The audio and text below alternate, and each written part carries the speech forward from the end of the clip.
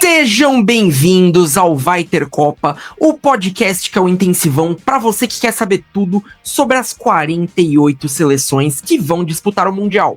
Eu sou o Pedro Paulo Lima e já peço aqui para você se inscrever no nosso canal no YouTube, deixar o like no vídeo, nos siga nas redes sociais, @Vai Ter Copa Podcast no Instagram e no TikTok. E se você está nos ouvindo apenas por uma plataforma de podcast, nos siga aqui também, deixe sua avaliação. Todas essas coisas ajudam muito na divulgação do podcast e não deixe de acessar o nosso site vaitercopa.com.br.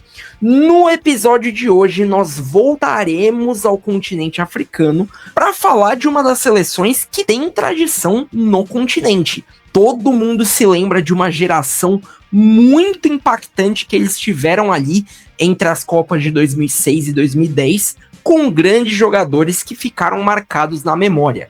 Entretanto, depois que essa geração parou de jogar, eles tiveram bastante dificuldade e não disputam a Copa do Mundo desde 2014. Eles retornam ao torneio agora em 2026 e tiveram um ciclo de muita irregularidade. Eles começaram muito bem com o título da Copa Africana de Nações de 2023, que foi disputado em 2024, mas durante o ciclo sempre passou essa sensação de não ter um padrão de atuações e de incertezas em relação ao torneio. Mas o fato é que nessa Copa, depois de 8 anos, vai ter Costa do Marfim. E para falar de Costa do Marfim, mais uma vez, vocês já sabem que seleções africanas temos essa parceria com o portal Ponta de Lança, onde você acompanha tudo, não só sobre o esporte, sobre o futebol, mas sobre o continente africano no geral, questões de política. E temos aqui, mais uma vez, Augusto Chidozi. Chidozi, mais uma vez, muito obrigado pela sua participação e já deixa aí suas impressões iniciais, o que você espera da Costa do Marfim para essa Copa. Salve Pedro, salve queridos ouvintes do podcast. Mais uma vez uma honra poder estar aqui, né, compartilhando minhas visões, ou visões no geral, né, sobre as 10 seleções que não para a Copa. Agora nós temos 10 seleções, então isso é um bom sinal. E falando sobre a Costa do Marfim, Pedro, queridos ouvintes, a impressão, as primeiras impressões que eu tenho são de primeira. A Costa do Marfim manteve o trabalho, né, do Emerson Faé na seleção. Vale lembrar que até a CAN passada eram os atuais campeões, então havia uma expectativa de manutenção do trabalho, mas curiosamente é uma das seleções que o pessoal tem deixado um pouco de lado ali, tá? Quando nós falamos das principais seleções africanas na Copa, muito se fala obviamente sobre o Senegal, Marrocos, Argélia, Congo, mas uma das seleções que tem sido deixada de lado, principalmente junto com a Tunísia, é a própria Costa do Marfim, né? E isso a gente vai discutir ao longo do podcast, né, Pedro? Mas eu acho que a participação da Costa do Marfim na Copa Africana de Nações de 2025 deu uma sensação de tipo, parece que esse time chegou no limite. Parece que vai ser só isso que vai aparecer. É uma geração um pouco mais, não posso dizer velha, mas os jogadores mais jovens ali, não temos uma renovação, certo, do elenco. Nós temos praticamente boa parte do elenco que jogou 2023, mais umas pouquíssimas adições, tá? Então isso coloca o Costa do Marfim numa situação de, e aí, vai para disputar uma vaga para chegar até as oitavas, pelo menos, né? Passando simples dos 16avos ou não, ou vai morrer na fase de grupos, né? Mas é isso que a gente vai debater ao longo do nosso podcast aqui, e aí vamos trazendo os porquês de cada situação, né, envolvendo os elefantes. A gente estava até falando disso antes de entrar no ar, que o fato da Costa do Marfim estar sendo pouco falada dentre as seleções africanas, acho que tem a ver com um desempenho decepcionante na última CAN, até porque em 2023 eles tinham sido campeões, mas o elenco da Costa do Marfim eu acho muito forte. Eu acho que é um elenco, não de primeiro escalão da Copa, obviamente, mas é um elenco que tem bons jogadores, assim. A gente vai falar um pouco sobre alguns deles daqui mais pra frente no episódio, mas é um elenco que tem muita qualidade com a bola no pé, né? Se você pegar as seleções africanas, eu acho que Senegal é a que tem o melhor elenco em questão de talento dos jogadores. E aí você tem um Marrocos que é forte também, mas eu acho que a Costa do Marfim tá ali, na qualidade dos jogadores, apesar deles não terem conseguido ser regulares durante o ciclo. Então, já vamos falar sobre o estilo de jogo da Costa do Marfim. O time joga num 4-3-3 com meio campo de construção e controle de jogo.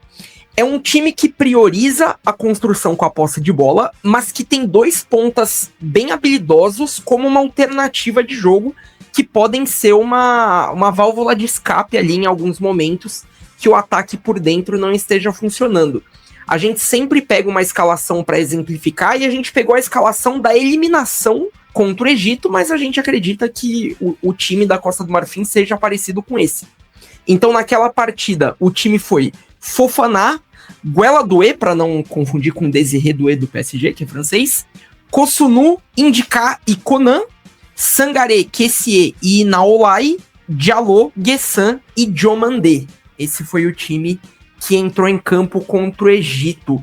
Continuando a falar aqui sobre a Costa do Marfim, como é que você vê esse time desempenhando durante a Copa, Chidozi? Bom, Pedro, assim, como você falou muito bem, se nós olharmos os nomes, nós temos bons jogadores tanto na defesa quanto no meio e no ataque, né? Na começando pela defesa, pelo Indika, que é zagueiro da Roma, eu acompanho um pouco mais o futebol italiano por ser o futebol favorito dentro das 5 principais ligas da Europa.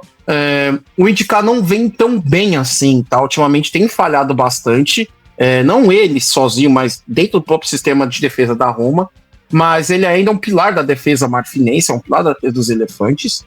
E eu vejo, assim, um time que ele pode oferecer perigo, é claro, se você principalmente deixar pelas pontas, claro, né? O jogo contra o Egito, o jogo contra a eliminação do Egito foi, para mim, o melhor jogo da CAN, em termos de clima tenso, de batalha até o final, etc. tal.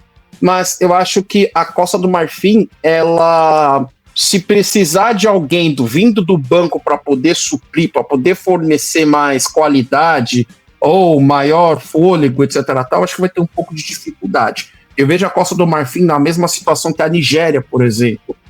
Uma geração que não é tão velha, não está todo mundo na casa dos 30, 35 anos, mas que não vem acompanhada de uma renovação, assim como Senegal e Marrocos fazem, tá? Esse é o principal ponto. A discussão ok, mas nós temos jogadores marfinenses jovens despontando, nós temos uma questão de renovação. A questão do Emerson Faria ter sido mantido, de trabalhar com um grupo que o qual já conhece, não dando tanta chance para jovens estrelas aderirem à equipe, né? A falta de busca de jogadores na própria diáspora, principalmente falo na França, é claro, né? França é o principal mercado de entrada desses jovens jogadores marfinenses, fora diáspora, mas essa falta de entrada de novos jogadores, principalmente se a gente comparar que a Costa do Marfim fez o jogo contra Camarões na fase de grupos e deu 1-1, né? E Camarões já foi para cá com essa ideia de mudar a sua base, de buscar novos jogadores, buscar jogadores mais recentes, mais novos, né? A Costa do Marfim não tem feito isso.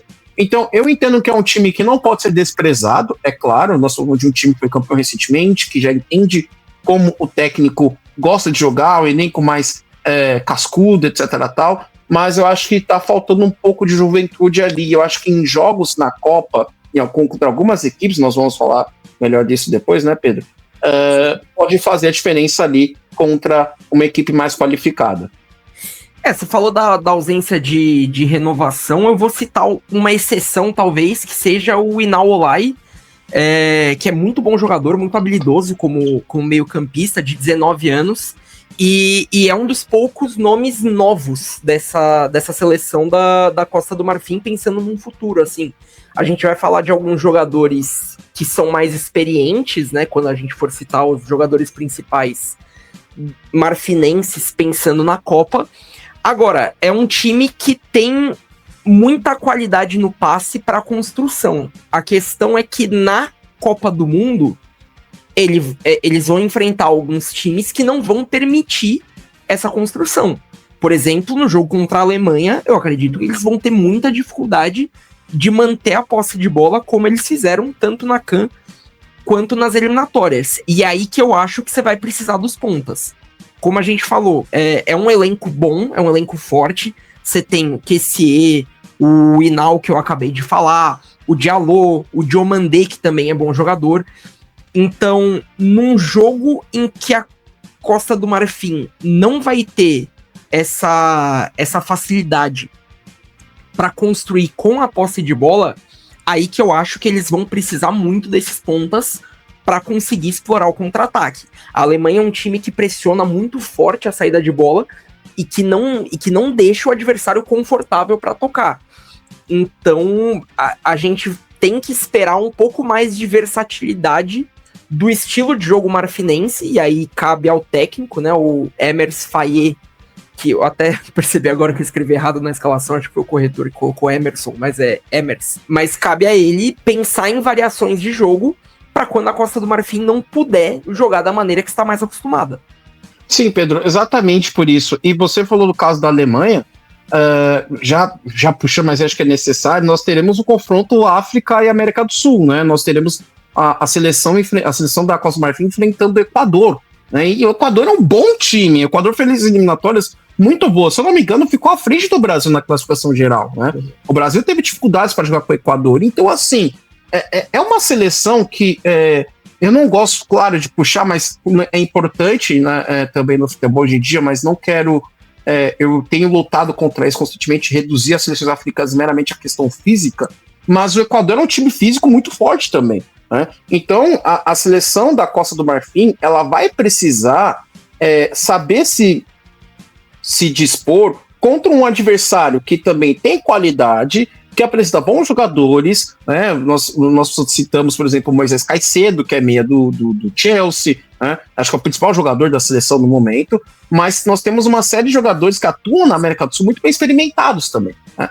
Então, assim, a Costa do Marfim, ela vai ter que ter, como disse anteriormente, ela vai ter que ter o borogodó ali de saber se adaptar a esse tipo de situação. Ela vai enfrentar dois adversários muito difíceis. Eu acredito que a Alemanha, ela tem um meio de campo melhor que o da Costa do Marfim. Mais que o meio da Costa do Marfim seja bom, mas falando de um meio de campo que podemos ter Havertz, Wirtz, o Goretzka ali também, fora as opções da Alemanha no banco, Gnabry, dentre outros. Então, eu acho que vai ser o Emers Faye vai ter um trabalho mais difícil nesse sentido. E fica tranquilo quanto o nome, Pedro. Também a gente confundia bastante, né? Porque é muito parecido. Emerson, Emers, então, enfim, fica tranquilo em relação a isso. E só para complementar o que você falou sobre o Equador, sim, o Equador acabou na frente do Brasil. O Equador se classificou em segundo para a Copa, com 29 pontos. Um à frente do Brasil, só que, por causa do caso Byron Castilho do último ciclo, o Equador começou as eliminatórias com 3 pontos a menos. E ainda assim se classificou em segundo, na frente de Uruguai, na frente de Brasil, na frente de Colômbia. Então é um time, não é qualquer time que eles vão enfrentar na fase de grupos. Então eu acho que é um dos grandes, tirando os jogos, por exemplo, Espanha e Uruguai, que aí você tem 2 campeões mundiais e tal, eu acho que é um dos grandes jogos da primeira fase vai ser esse Costa do Marfim e Equador, porque vale um caminho mais fácil na segunda fase. Então, eu imagino que é uma disputa bem direta ali pela segunda colocação. Então, eu acredito que vai ser um jogo bem interessante. A gente falou bastante da qualidade do elenco da Costa do Marfim, então já vamos falar sobre os principais jogadores. Começando pelo capitão do time, Franck-Yannick Kessié, de 29 anos, meio-campista do Al-Ahly, o da Arábia Saudita, não o do Egito. Pela seleção, ele tem 99 jogos, 14 gols e 9 assistências, além de serem 26 partidas como capitão já. E pelo Campeonato Saudita de 2024 e 2025, foram 30 jogos, 5 assistências, 2 gols, uma média de 6,5 bolas recuperadas por partida, 58% dos duelos ganhos, 86% de precisão no passe e 61,6 toques na bola. Já digo aqui que sou fã de Kessié. Você falou de acompanhar o futebol italiano, eu sou milanista, então acompanhei bastante, principalmente a última temporada dele no Milan. E eu acho ele um ótimo jogador de meio campo, além de ser talvez a principal liderança da seleção marfinense, né? Sim, com certeza. Então somos dois, Pedro, porque eu também sou milanista, eu tenho saudades do QC no meio campo do Milan. Ele jogou muito, inclusive uma das saídas que eu mais lamentei do Milan nos últimos anos foi a saída dele pro Barcelona, né? Depois o Barcelona foi pro Al-Ahly, se eu não me engano. Sim. Mas uma coisa que a gente precisa falar, Pedro, é que a gente não pode esquecer, acho que é a primeira participação em Copas da Costa do Marfim desde 2014, né? Ou seja, sem aquela geração histórica de Didier Drogba, Yaya Touré, Kolo Touré, e se a reconstrução dos elefantes para conquistar o título e também da CAN 2023 e a vaga na Copa do Mundo 2026 passa muito por ele. Então, ele é o senhor do meio-campo marfinense, excelente jogador, assim, eu gosto muito do futebol dele, é um cara sério, é um cara que sempre que a seleção o chama, ele vai com orgulho disputar os jogos e tal, é uma liderança. Nós, por exemplo, essa questão dos bônus para a Copa do Mundo, nós não vimos nenhuma discussão nesse sentido em relação à Costa do Marfim. Eu sempre cito o exemplo do que aconteceu aqui no Brasil em 2014 com a seleção de Gana, né, que ficou ali, vamos jogar porque recebemos bônus em relação à classificação para a Copa do Mundo. Mas ele parece uma liderança muito forte dentro do elenco, porque nós não tivemos discussões do tipo. Então eu valorizo muito isso, porque dentro do futebol africano, infelizmente, ainda é muito comum esse tipo de discussão. Lógico, abrindo uma pequena exceção, nós também, infelizmente, nós tivemos a desclassificação da Itália para a Copa do Mundo, e um dos escândalos foi a questão dos bônus, né, pela classificação à Copa do Mundo. Então, bônus de classificação para a Copa do Mundo distribuído entre jogadores, isso sempre vai ter, qualquer seleção do mundo, né? Mas a diferença é que, no caso das federações africanas, isso vem muito por parte do governo, não por conta das federações, tá? As federações africanas não têm tanto poder financeiro quanto as suas concorrentes europeias, principalmente da Europa Ocidental e da América do Sul. Mas neste caso, a liderança que ele exerce, não só no campo, mas fora dele, é muito importante para a seleção, e acho que isso vai ser um fator essencial dentro da Copa do Mundo, dentro da campanha dos elefantes que eles farão nesta Copa do Mundo, até porque, como a gente falou anteriormente, né, eles vão enfrentar duas seleções muito fortes. Então, estou falando da vice-campeã das eliminatórias, né, se é que existe, mas vamos dizer, a segunda colocada nas eliminatórias as sul-americanas, e uma das potências do futebol mundial, que é simplesmente a Alemanha, tetracampeã mundial. Mas, assim, era um jogador importante. Eu espero que ele volte pro Milan. se puder voltar pro Milan, bom futebol, eu ainda aceito tranquilamente. Ele se despede fazendo o terceiro gol daquele jogo do título italiano contra o Sassuolo, faz a comemoração dele, foi um momento que deixou saudade ali. Mas o que eu gosto do QC é que ele é um jogador com muita qualidade no passe. Ele não é muito o jogador do último passe, ele não tem números muito expressivos de assistências. Ele pisa pouco na área, mas quando ele pisa, geralmente ele é decisivo. Então ele é um jogador que não tá sempre chegando, mas quando ele chega, ele costuma marcar um gol, dar uma assistência. Então ele tem essa qualidade pro último terço, mas ele é um jogador que é um organizador nato, assim, além de ter a pegada da marcação. Então ele é um meio-campista bem completo. Lógico que não tá na elite do futebol, assim, não tá entre os maiores meio-campistas do mundo, mas é um jogador de muita qualidade e que, se a Costa do Marfim tiver uma boa campanha na Copa do Mundo, com certeza vai passar muito pelos pés de Franck Kessié. Então vamos ao próximo jogador. Estamos falando de Amad Diallo, de 23 anos, ponta direita do Manchester United. Pela seleção, ele tem 18 jogos, são 5 gols e 3 assistências, uma média de uma participação em gol a cada 118 minutos, então menos um jogo e meio, mais ou menos. E pela Premier League 2024-25, ele fez 26 jogos, 20 como titular, deu 6 assistências, marcou 8 gols, uma média de 136 minutos para participar de gol, 1,9 passes decisivos por partida, 1 desarme e meio, 4,2 bolas recuperadas e 50 toques na bola.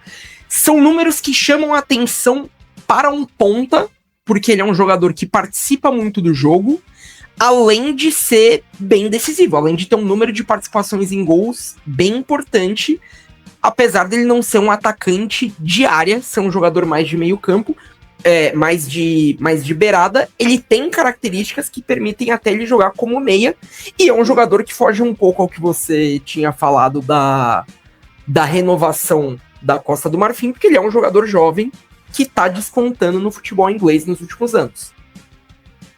Sim, Pedro, e assim, o mais surpreendente ainda é que ele conseguiu se destacar do Manchester United, né? A gente sabe da crise que o Manchester United vive de vários jogadores que promessas ou jogadores com potencial que não deram certo lá, né? Acabaram sendo desgastados.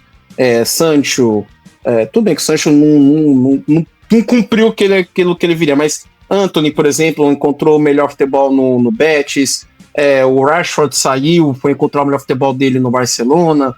Tem o Kobe Mainoo, que ainda a gente não sabe como é que vai ser, como é que tá. E o Amad Diallo se destacou muito bem na equipe do Manchester United. Então, tipo, eu dou meus créditos para ele, parabéns por isso, porque realmente não é fácil.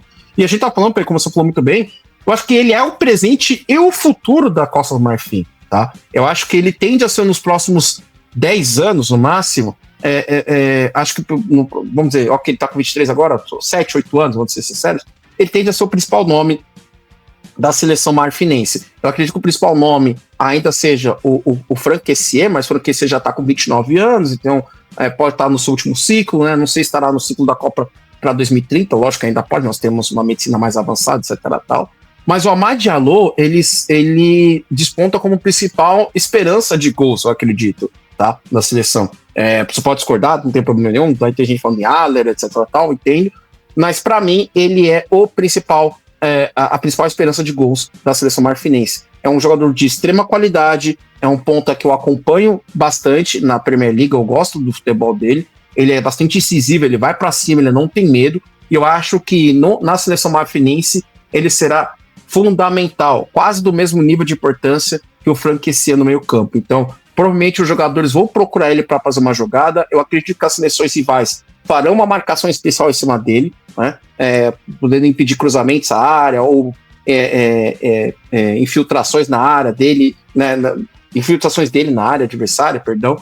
Então, assim, é o principal jogador que talvez as defesas fiquem de olho, né? Pela falta da sua periculosidade, da sua habilidade, para uma pessoa jovem ainda, né? Então, ou seja, vai ter um poder de arranque, se puder dar uma arrancada, ele vai fazer isso, ele vai para cima, certo? E se o Emerson Faé for esperto, fazer triangulações com ele, principalmente pela ponta, então vai precisar de um jogador que possa se aproximar, talvez o Franck Kessié seja esse cara, Pedro, né? Funcionou muito bem. Ele não pisa na área, mas ele tem uma qualidade de passe muito boa. Então, assim, tendo mais jogador com nível técnico razoável ali, é bem possível que isso potencialize o Amad Diallo pelas beiradas ali. Mesmo sendo atacante de área, ele tem bons números. Eu acredito que será uma das esperanças dos elefantes para marcar gols na Copa do Mundo.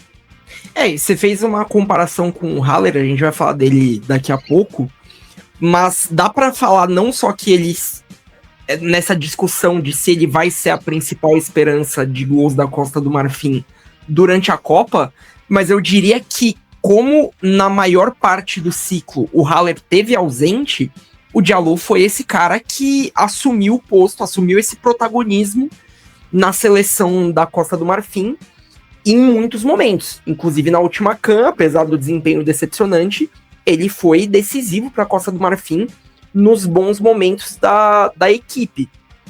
E realmente, assim, pensando no futuro da seleção, tanto o Diallo quanto o Hinal, que a gente já citou, acho que são nomes para ficar de olho para o próximo ciclo, se não sabemos como será a próxima Copa em 2030, mas são dois nomes que devem crescer de desempenho, devem chegar lá como nomes mais prontos para assumir esse protagonismo dentro da Costa do Marfim e para ter uma posição de destaque durante a Copa. Mas o Diallo, de fato, é um jogador muito habilidoso que pode ser muito decisivo e que foi importante no momento de ausência, talvez, do principal jogador marfinense. Inclusive, vamos falar dele agora, porque o último é Sebastian Haller, de 31 anos, ele vai completar 32 durante a Copa, hoje atacante do Utrecht. Pela seleção, são 34 jogos, 11 gols e 3 assistências, uma média de uma participação a cada 2 jogos, mais ou menos. E a gente não pegou números dele por clube nas últimas temporadas, porque ele teve um ciclo bem conturbado. Para quem não acompanha muito futebol e tá ouvindo esse podcast, o Haller em 2022, ele foi diagnosticado com um câncer, né? Câncer no testículo, se eu não me engano.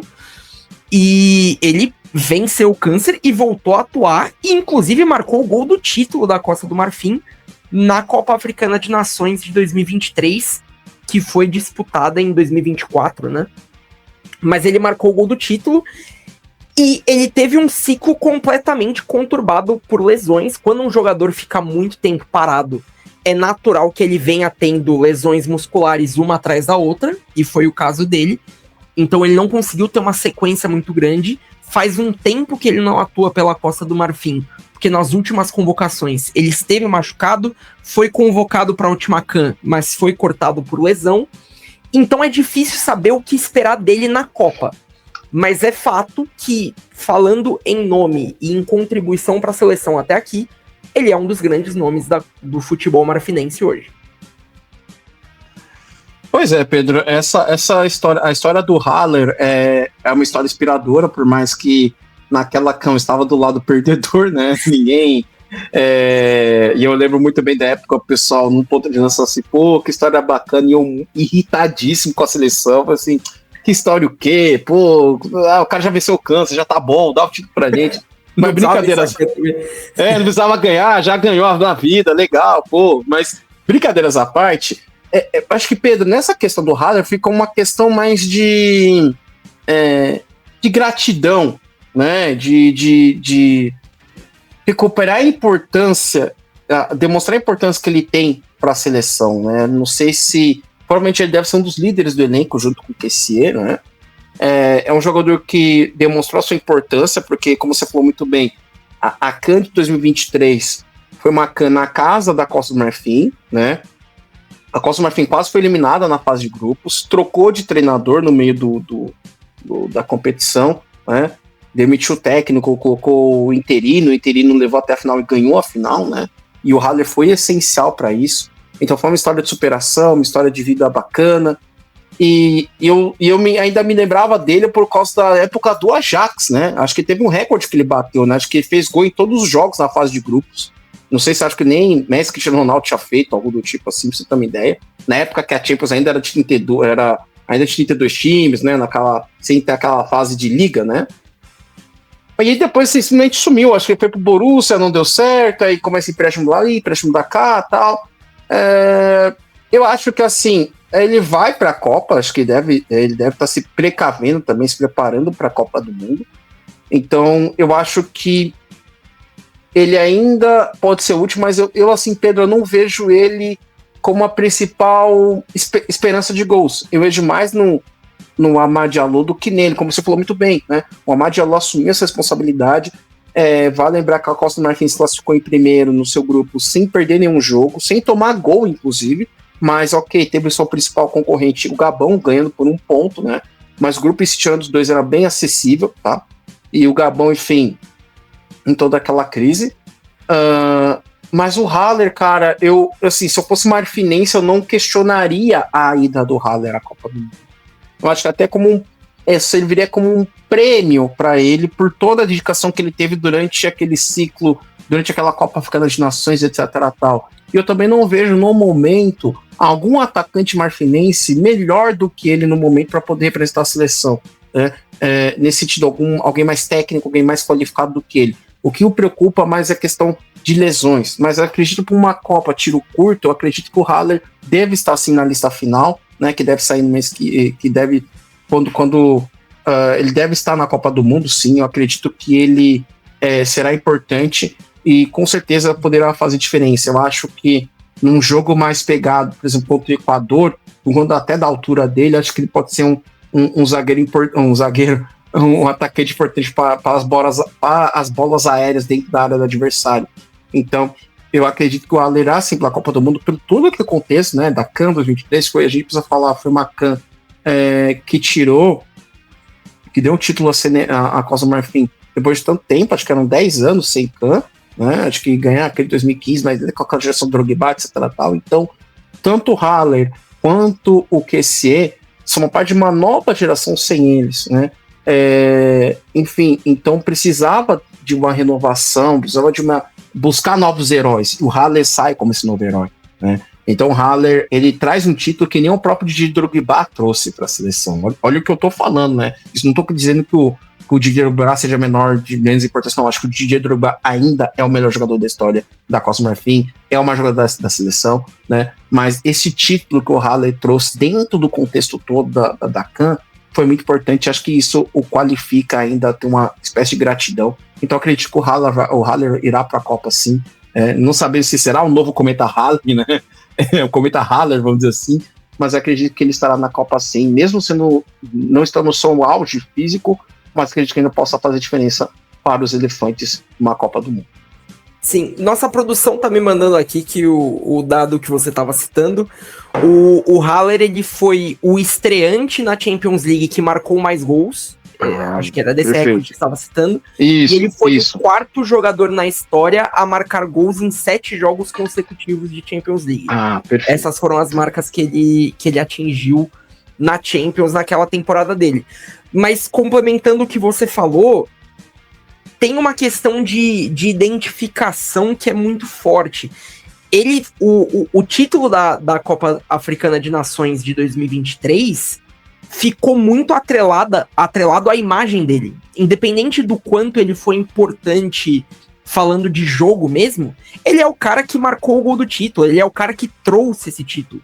Tem muito disso no futebol, a gente sabe o quanto a gente sempre procura por heróis e vilões, e ele foi o grande herói daquele torneio, e isso não tem preço pro torcedor. Então é óbvio que ninguém vai questionar a convocação dele para a Copa, por mais que ele não esteja nas melhores condições físicas. E outro ponto que você citou é que ninguém fez a função melhor do que ele. O Guessan até cumpriu a função na Copa Africana de Nações, só que ele não tá no mesmo nível, não teve um desempenho assim que chamou muita atenção para você falar, o Haller bem vai ter que jogar muito para pegar de volta a vaga. Não é um jogador que eu creio, não posso falar em nome do povo marfinense, mas eu acredito que o torcedor ainda sente falta do Haller, principalmente por ele ter sido o grande herói de um título que é muito importante. Nos outros episódios de seleções africanas, a gente falou que a CAN ela tem um peso que nenhum outro torneio continental tem. Nenhum outro torneio continental é tão valorizado em seu continente quanto a Copa Africana de Nações. O fato dele ter esse título atrelado a seu nome é algo muito grande, então é natural que ele esteja na Copa. Então já vamos linkar um pouco aqui com a discussão de pontos fortes e fracos. E o primeiro ponto forte que eu vou citar é a qualidade técnica desse elenco. A gente já falou disso, a gente já falou dos jogadores aqui, mas é um erro você reduzir seleções africanas à força física, apesar de que nos pontos fortes eu coloquei aqui a imposição física, mas a gente já vai falar um pouco mais disso. Porque, de fato, tem uma tendência das seleções africanas serem mais fortes. Por exemplo, se você vai enfrentar uma seleção asiática, em via de regra, os jogadores africanos são maiores, são mais fortes e conseguem se impor fisicamente. Agora, a Costa do Marfim é um time muito técnico, é um time de muita qualidade no passe, na construção. E, por exemplo, comparando com o Equador, eu acho que o Equador pode até explorar os pontos fracos da seleção marfinense, que a gente vai falar deles daqui a pouco, mas fisicamente, mas tecnicamente, acho que eles têm até mais qualidade do que a seleção do Equador. Sim, Pedro, e aí me corrija, agradeço a produção pela correção, porque é isso que é bom de fazer podcast ao vivo, porque dá para corrigir na hora, etc. Tal, então não tenho tudo fresco na minha cabeça, mas me corrija se estiver equivocado também, mas pensando, por exemplo, no adversário como Equador, eu não lembro de um meio campista mais conhecido ou mais importante que o Caicedo, ou tão importante quanto, né? Então, a imposição física da seleção marfinense, ela é um dos principais elementos da seleção, principalmente no meio campo. Eu acho que é uma seleção que tende a não se cansar tão facilmente assim, né? Você falou muito bem, a gente não pode reduzir as seleções africanas meramente ao físico, mas que isso faz diferença também. Mas ter físico, mas não ter técnica, não ajuda muito, né? Então é aquela coisa, né? O importante não é o correr, é o correr certo. Né? Tem aquela expressão que quem joga bola já ouviu falar, o cara só corre errado. Que quer dizer, o cara tem físico, o cara corre, mas assim, só toma decisões erradas, é no momento errado, é no momento inoportuno, etc. Tal. No caso da Costa do Marfim, isso não vai ser um problema. Tá? Eu acho que é um meio, como falei, bastante experimentado. Os principais jogadores jogaram ou jogam em ligas europeias, principalmente na França, Itália, né? Itália mais acontecer, mas eu sei que ele está na Arábia Saudita. Enfim, então acredito que isso vai ser um fator de alerta para seleções que queiram ganhar no meio campo. Então eu não vejo o Equador com essa vantagem em relação à Costa do Marfim. Meu problema nesse caso é a Alemanha. A Alemanha é um time mais técnico, é um time com maior variedade técnica, tá? Mesmo que a gente já saiba que a Alemanha não tem grande ataque, né? A gente nunca... Malemar, a gente lembra de bons atacantes alemães, todo mundo que lembra o Klose, o Mário Gomes, agora tem o Woltemade do Newcastle, mas o grande celeiro de bons atletas da Alemanha são sempre os meio-campistas, né? Então agora com o Florian Wirtz podendo fazer essa função, se requadra um pouco mais no meio, eu não sei se o Sané vai para a Copa, enfim, mas entendo, eu quero dizer assim, que a principal questão vai ser, o principal conflito para mim nesse grupo vai ser o meio de campo marfinense contra o meio de campo alemão. Acho que vai ser o principal problema que o Emerson vai ter. Em relação ao Equador, eu acho que é a mesma coisa. Se o Equador souber utilizar as pontas, se tiver atacantes pelas laterais que são rápidos, pode ser um problema para a seleção marfinense nesse sentido também, porque a gente vai falar dos pontos fracos dessa grandiosa seleção africana. Só te respondendo sobre o Equador, eu também acho que a Costa do Marfim tem um meio campo com mais qualidade do que o Equador. Eles têm o Caicedo, tem o Kendry Páez, que era uma grande promessa, mas ainda não conseguiu se firmar tanto no futebol, mas tem 18 anos ainda. Tem o Plata do Flamengo, mas aí ele já joga um pouco mais pro ataque. Então eu realmente acho que na construção de jogo ali no meio campo, a Costa do Marfim tem mais qualidade do que o Equador. Contra a Alemanha, aí que eu já acho que o outro ponto que eu citei, que é a imposição física, pode fazer diferença. Porque ali, na qualidade técnica, a Alemanha é mais forte, eu acho que eles têm mais qualidade. Só que a Alemanha é um time que pressiona muito. Então, eu projeto que no jogo a gente vai ter esses duelos físicos o tempo todo. Porque a Alemanha marca muito forte, a Costa do Marfim vai tentar jogar, vai tentar ter a bola em algum momento, e aí que eles vão precisar competir fisicamente, e eles têm jogadores bem fortes, têm jogadores altos, e isso pode fazer a diferença. Agora, falando do que eu considero o principal ponto fraco da seleção marfinense, e que pode ser um problema muito grande, principalmente nesse jogo contra o Equador, é a transição defensiva. A gente citou muito esse jogo da Costa do Marfim contra o Egito, porque eu acho que se eu fosse o técnico da Costa do Marfim, se eu fosse o Emerson Faé, esse jogo seria a minha principal preocupação. Porque para quem assistiu o jogo, era muito claro que a Costa do Marfim era melhor do que o Egito, só que em todas as chances que eles ofereceram contra-ataque, eles tomaram gol.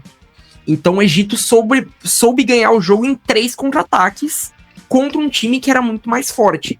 E eu vejo o Equador com características que pode também explorar isso. Então, contra a Alemanha, eu acho que isso talvez não seja uma questão, porque eles vão ter... Ou talvez até seja, porque na saída de bola, se você perde a bola, também você precisa se recompor rápido ali. Então é um time que, por mais que tenha jogadores rápidos, demora para se recompor na defesa. Então, quando o time perde a bola, seja no campo de ataque ou na defesa, eles têm essa tendência a ficarem expostos, o que pode ser um problema muito grande durante a Copa. Sim, Pedro, nessa questão você levantou um ponto interessante que é comum a muitas seleções africanas, que são as dificuldades defensivas, né? Você pode ver que a gente nem falou dos goleiros, né? Porque tem 3 goleiros, mas que nenhum deles não tem tanto destaque, diferente dos goleiros de, por exemplo, Marrocos e Senegal. A gente está falando dos principais goleiros africanos na atualidade, que talvez sejam o Bonu e o Mendy, né, sem falar do Chenal e do Egito, mas já está um pouco mais velho também, né?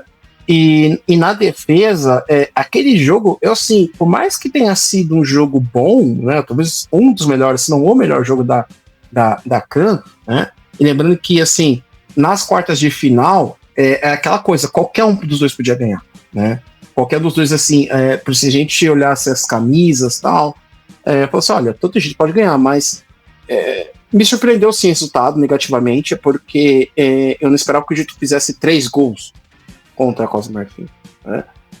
Até porque a seleção do Egito é uma seleção que a gente tava comentando até no off, cara, a seleção do Egito é praticamente dar bola no Salah e no Marmoush. Você não tem um meio de campo do Egito minimamente razoável para você levar para a Copa do Mundo. A defesa, então, nem se fala mais, enfim, eles têm o peso da camisa, da tal, mística, então é o Real Madrid das seleções africanas, vamos dizer assim, né? A maior vencedora da CAN. Mas defensivamente talvez seja o principal ponto fraco dessa seleção da Costa do Marfim por causa disso. Acho que a CAN deixa uma impressão bastante ruim nesse sentido. Lembrando que a Costa do Marfim, nos confrontos contra seleções de igual patamar, ela não se impôs, ela perdeu para o Egito, empatou com o Camarões na fase de grupos, Camarões que já estava fora da Copa do Mundo, já estava fazendo uma renovação, né, de seleção. Vale lembrar que, por exemplo, o Abubakar não foi para a Copa. Se eu não me engano, o Anguissa estava fora por lesão. E coisa estiver errado, por favor. Mas acredito que um dos principais nomes da geração de 2017 para cá não estavam na Copa, não estavam naquela CAN. Então, assim, isso deixou um ponto, talvez é o principal ponto, como você falou muito bem. Se eu fosse o Emerson Faye, eu estaria olhando o jogo do Egito em looping, né? Para entender assim, olha, onde que eu errei, etc. Tal, e como você falou, o Egito não foi tão ofensivo assim, ela é claramente superior à seleção marfinense, mas em 3 chances foi lá e fizeram 3 gols, matou o jogo, né? Então, assim, o grande problema deles provavelmente como é que eles vão se comportar defensivamente, especialmente contra o Equador. Eu não vejo a Costa do Marfim acho que contra a Alemanha a postura deve ser ok. Dá pra... Ganhou, empatou, já é bom resultado, excelente. Se ganhou, putz, é festa em Abidjan, mas se empatar melhor, tá bom também, perder, beleza. Agora, contra o Equador, eu já acho que é aí que tá o perigo, o Equador não é um time bobo, né? E assim, a gente tá falando do Equador e Alemanha, mas tem Curaçao ali também, mas eu acredito que se perder pra Curaçao, até inclusive tomar gol de Curaçao, já seria uma questão bastante complicada ali, porque eu acredito que eu respeito o fato heróico, né, da classificação de Curaçao, mas defensivamente você não pode tomar gol de Curaçao. Acho que isso é inadmissível, tá? Mas a principal preocupação, acho que o principal jogo ali é contra o Equador na questão defensiva. Acho que o Emerson Faé deve estar preocupado ali. E é claro, contra a Alemanha, deve evitar tomar muito gol, né? Tem um saldo negativo muito forte ali que possa dificultar qualquer classificação para a próxima fase. Sim, você falou que no quesito entretenimento, Egito e Costa do Marfim foi um dos jogos mais legais de se assistir, com certeza, mas muito porque jogos com falhas defensivas costuma ser legal, porque sai muito gol. Mas realmente é um ponto que precisa prestar muita atenção, porque um gol fora de hora numa Copa do Mundo pode custar muito caro. Como a gente estava falando até antes de entrar no ar, nessa Copa a gente ainda não está acostumado com o formato, então a gente não sabe o quanto vai fazer diferença o saldo de gols, um ponto que você conquista em um jogo e etc. Então tem que abrir o olho sim com essa questão defensiva. Então, já que falamos do formato da Copa, vamos à projeção, vamos a esse ponto que todo mundo espera, certo? Grupos na tela, a seleção marfinense está no grupo E, junto com Alemanha, Curaçao e Equador, como já citamos aqui durante o episódio. E aqui fica um pouco difícil de prever, por quê? Classificando em primeiro, pega um terceiro colocado, mas acho que é difícil essa possibilidade. Classificando em segundo, pega o segundo colocado do grupo I, então aqui a gente pode ter ou uma Noruega ou um clássico africano contra o Senegal, que seriam 2 jogos muito interessantes. E caso classifique em terceiro, pega um primeiro colocado. Só que, como eu falei, o formato da Copa é muito imprevisível. Pelo que eu vi no site oficial da FIFA, são 5 ou 6 possibilidades de adversário, caso a Costa do Marfim se classifique em terceiro. Eu fiz um simulador aqui rapidinho, e na minha simulação, caso a Costa Rica passasse a Costa do Marfim passasse em terceiro, o confronto seria contra Portugal. Isso na minha simulação aqui, mas tem muitas variáveis. Mas o cenário é esse. Então, Shidozi, para você, até onde a Costa do Marfim pode chegar nessa Copa do Mundo? Cara, sendo bem sincero, Pedro, queridos ouvintes, eu acho que não passa das oitavas. Acho que o caminho que você falou ali, cara, é tipo... Oitavas ou segunda fase? Que tem um mata-mata antes das oitavas, né? Esse jogo que foi contra Portugal seria... seria contra Portugal? A segunda fase. O 16 avos ali. 16 avos? Olha... Nossa, aí piorou a situação dos caras, porque... Assim... vamos supor, eu vou seguir primeiro pela sua simulação, certo? Portugal, eu acho que assim, tem uma qualidade técnica muito maior, né? Nós temos jogadores como Vitinha, próprio Cristiano Ronaldo, Bernardo Silva, bem que não tá jogando nada no nosso time, a gente precisa falar, né? Mas enfim, Rafael Leão, né? Mas que tá uma tiriça em campo. Eu sei que você concordou. Sim. Mas assim, é difícil, cara, a vida da Costa do Marfim, cara. Acho que o melhor cenário possível é se classificar em segundo. Eu não sei, mas assim, vai pegar a Noruega. A Noruega é os caras que comem bacalhau com whey, porque vai pegar um Haaland da vida. Pega um Sorloth, que eu sei que não é grande coisa, mas assim, é um atacante decente, né? Você pega o Odegaard, você pega uma geração que vem bem, que bebe basicamente boa parte dos jogadores envolvidos do Bodo Glimt, por exemplo. Então, assim, se chegar nas oitavas, já dá pra uma boa Copa. Sendo bem sincero, mas assim, eu acredito que isso só aumenta, Pedro, a importância do confronto contra o Equador. Só demos assim, eu acho que, como você falou muito bem, se tirar os jogos, confrontos entre campeões mundiais, aquela coisa assim, por exemplo, uma França e Noruega, etc. tal. França, Senegal, aquela coisa toda, é um jogo de 2 franco-atiradores ali. Assim, eles vão se olhar assim, a gente não tem nada a perder, ganhar a Copa eu sei que não vai acontecer, se chegar até as oitavas é uma maravilha, porque a gente vai estar num grupo assim, com uma campeã mundial como a Alemanha. Se passar em segundo pode pegar, sei lá, claro, a gente não sabe como vai acontecer, né, no grupo I, mas vamos supor, sei lá, pega uma França, pega uma Noruega ou pega um Senegal, porque é um clássico, né? Tudo bem que Senegal não é o principal rival da Costa do Marfim, mas dentro do mundo francófono tem uma certa rivalidade, mas acho que a melhor expectativa deles é se conseguirem pegar Senegal. Porque de resto, cara, não vejo eles indo muito longe nessa Copa, né? Eu sei que o Marrocos 2022 colocou um novo patamar para as seleções africanas, né, que elas podem avançar, chegar, disputar, etc. tal, mas dado o elenco, a idade, a falta de jogadores mais jovens ali, só tem 1 ou 2, né? Ali, então assim, cara, umas oitavas ali já seria heróico, assim, dado o contexto, dadas as possibilidades, dados os adversários ali, você pode pegar Portugal, Noruega, França, ou até próprio Senegal, né? Lógico, dependendo do que vai acontecer nos outros grupos, como você falou, são pelo menos 6 possibilidades, né? Então a gente tá excluindo mais 2, né? Oitavas tá de bom tamanho. Sendo muito sincero, cara, tá de bom tamanho. Não vou criar muita expectativa. Pode falar. Desculpa. Não, eu concordo com a sua projeção, só ia falar isso. Eu acredito que a Costa do Marfim tem boas chances de passar de fase.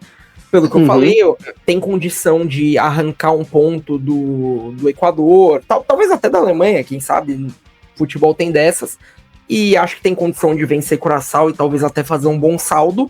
Agora, das 3 possibilidades que a gente falou aqui, existem mais, mas as 3 que a gente citou, tanto Portugal, Noruega e Senegal, eu acho que as 3 seleções são superiores à Costa do Marfim, então a minha projeção é segunda fase, é aquela fase antes das oitavas. Acho que eles passam de fase, mas acho que não vão muito mais longe do que isso. Então, mais uma vez, muito obrigado pela sua participação, Shidozi. Mais uma vez foi um prazer te receber aqui. Não foi a última vez, acredito que em breve estaremos em outra gravação, mas já deixo aqui meu agradecimento pela sua participação nesse episódio. Que isso, Pedro, queridos ouvintes, é uma honra você poder estar aqui podendo falar sobre seleções africanas. É um dos pouquíssimos lugares que tem dado a devida atenção às seleções africanas, tem trazido informações, não tem generalizado, tem tentado dissecar como os times jogam, enfim, os principais destaques, expectativas. Então acho que é uma Copa que vai ser um divisor de águas no continente africano, principalmente pelo número de países, né? Mas que vai tentar buscar colocar um novo padrão ali, tipo assim, olha, até o terceiro colocado pode se classificar, então vamos melhorar a qualidade das nossas seleções ali, para que a gente possa avançar mais, cada vez mais, buscando fases mais ulteriores nas próximas Copas. Então fica aqui o agradecimento, e é lógico, cara, precisando falar de África, pode chamar que o Ponta de Lança vai estar aqui para ajudar vocês aí. Exatamente, siga o Ponta de Lança, o arroba tá aqui, @pontalancapdl no Instagram, para você ficar por dentro de tudo sobre o continente africano. Então é isso, sigam o Ponta de Lança, vou deixar o pedido mais uma vez, e também nos siga nas redes sociais, @vai ter Copa Podcast, no Instagram e no TikTok, e também se inscreva no nosso canal no YouTube, nos siga na sua plataforma de podcast favorito, deixa a sua avaliação, deixa o like no vídeo do YouTube se você gostou, se não gostou deixa o like também que ajuda, e é isso. Em breve nós voltaremos para falar de mais uma seleção visando a Copa do Mundo. E se você chegou agora, fica que vai ter Copa.